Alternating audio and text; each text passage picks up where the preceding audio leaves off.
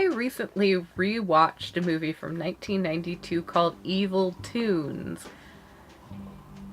And I have to tell you, there's only one toon in it, the entire movie, so it's kind of a misnomer that they called it Evil Toons because there's only one.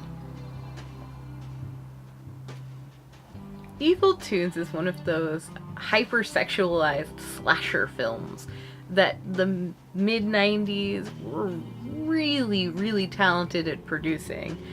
There were a ton of them. Slumber Party Massacres, Sleepaway Camps, Sleepover Massacres. There's one that's called Hard to Die that takes place in a lingerie factory. There are a ton of them, and Evil Toons is one of these films. They're all adult actresses who are being paid to clean a house for $100 over a weekend.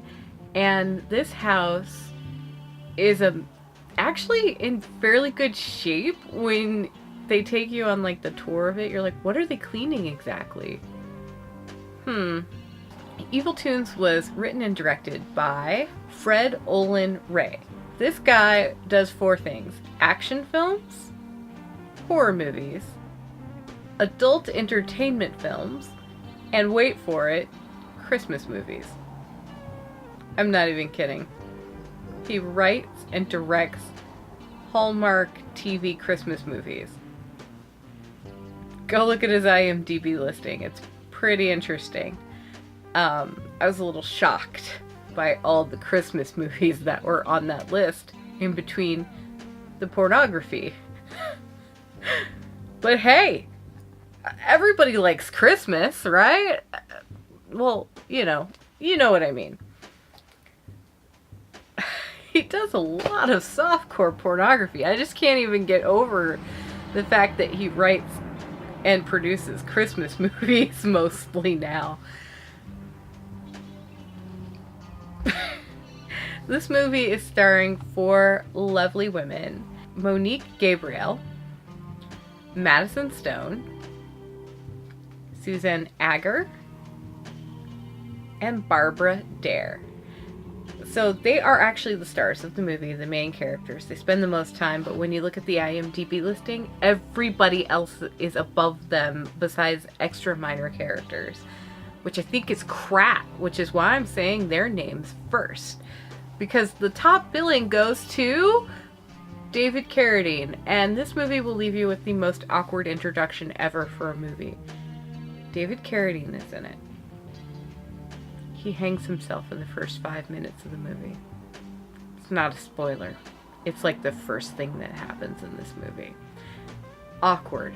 And if you don't know why it's awkward because of the way he died was autoerotic asphyxiation from hanging himself in a closet.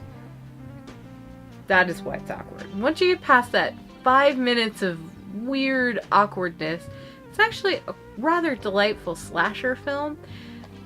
The toon is also awkwardly only in it for about a minute. They discovered that animation is really expensive. And so they animated the character for a very short amount of time, put him on screen for a very short amount of time, and then promptly had the cartoon demon character possess the body of one of the women.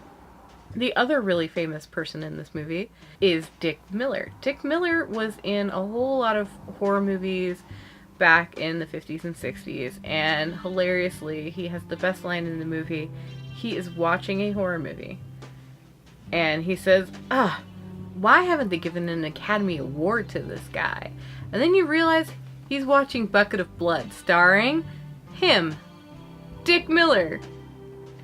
The other really famous character actor in this is Art Johnson, and he plays the neighbor who's supposed to be watching over these women who are in a house with no phone, and he also has a really good line at the end of the movie, but you need to watch it. You just have to watch it.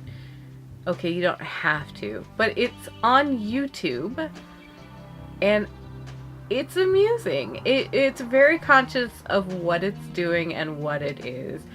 And it's basically softcore porn that is packaged as a horror film. And there's nothing else I can really say besides that. And the 4 lovely female leads are not like that bad at acting. They're very entertaining, and they know what they're doing. They know that this is not a great movie, and they're really kind of playing up the camp and the cheese. Give them a chance. Give this movie a chance, and just be aware that the movie is aware itself of what it is while you're watching it. And don't expect Tolstoy or Shakespeare. Just enjoy it for what it is. And what it is Evil Toons. With one toon. Evil Toons with one toon. So, interesting things. There's really only one interesting thing that I could come up with. And I was watching it and the entire time thinking, I know the house this is set in. And it's been in a ton of horror movies. And the 2 most notable are Attic Expeditions with Seth Green. And they used the same house for interiors on Rob Zombie's Halloween. So, if you're watching it and you recognize it, it's been in at least a dozen films. Mostly horror films. And the house is actually condemned, not, fake condemned, really condemned. So who knows what's going to happen to it. Apparently it's for sale, and the house next door is also for sale, which was in a bunch of movies as well. I would buy it in a heartbeat because it was used in so many horror movies, and it's a real landmark.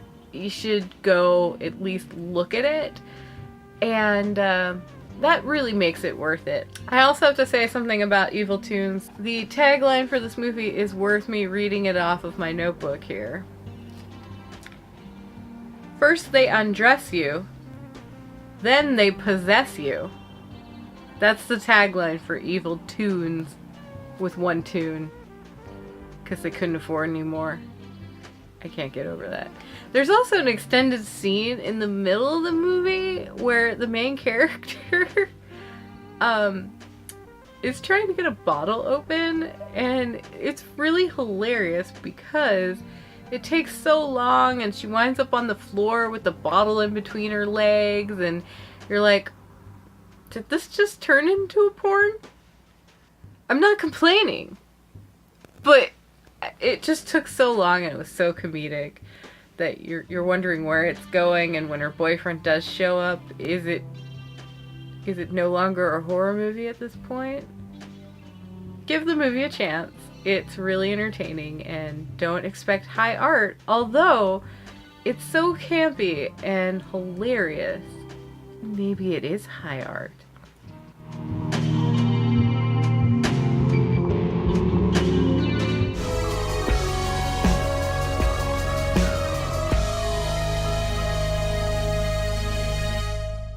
Life imitating art. Poor taste. Don't use that take, Kane.